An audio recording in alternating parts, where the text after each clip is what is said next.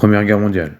Sur le front de l'Est, en Pologne actuelle, au matin du 6 août 1915, The Attack of the Dead Men.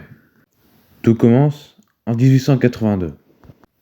Le tsar de toutes les Russies, Alexandre III, décide de faire bâtir la forteresse d'Auschwitz, près du village du même nom, dans le nord-est de la Pologne actuelle, afin de se protéger du Second Reich.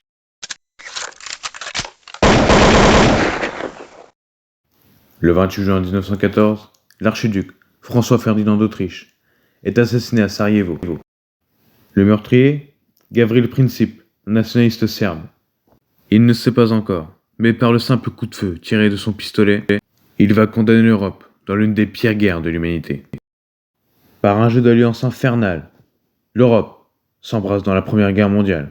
D'un côté, la Triple Entente, Paris, Londres et Moscou, qui s'oppose à la Triple Alliance, Berlin, Vienne et Rome, rejoint plus tard par Constantinople.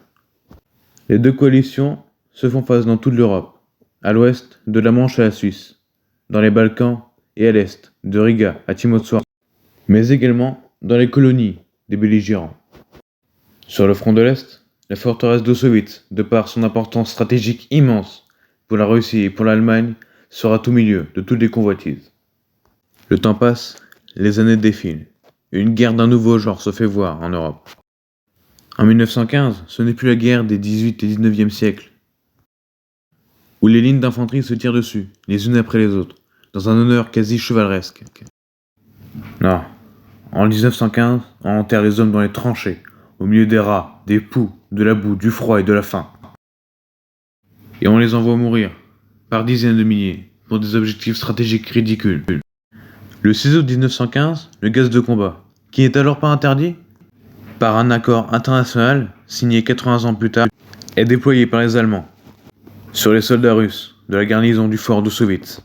Confiants dans une victoire de la plus grande lâcheté, les Allemands sortent des tranchées pour capturer les positions russes maintenant gazées. Pensant ne trouver que des cadavres, ils sont à découvert sur le No Man's Land. Ces 7000 Allemands découvrent la forteresse, vide de vie, et peu à peu le vent dissipe le nuage de la mort. Soudain, une vision d'horreur a fait remuer les tripes du courageux des Spartiates. Se déchaînent sur les assaillants teutons. Les 100 hommes de la garnison d'Auschwitz reviennent à la vie, crachant leurs poumons, hurlant à la mort avant qu'elle ne les emporte, souffrant de la corrosivité des 1000 venins et déchirant ce silence de mort par leurs cris de défunts. Les derniers défenseurs de la forteresse s'acharnent jusqu'au bout, jusqu'au dernier homme, jusqu'à la dernière balle, jusqu'à la dernière goutte de sang, jusqu'au dernier souffle.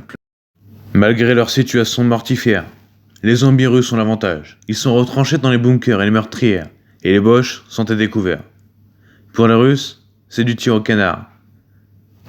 Mais c'est surtout un combat à mort, et aucun Allemand ne ressortira vivant de cette bataille.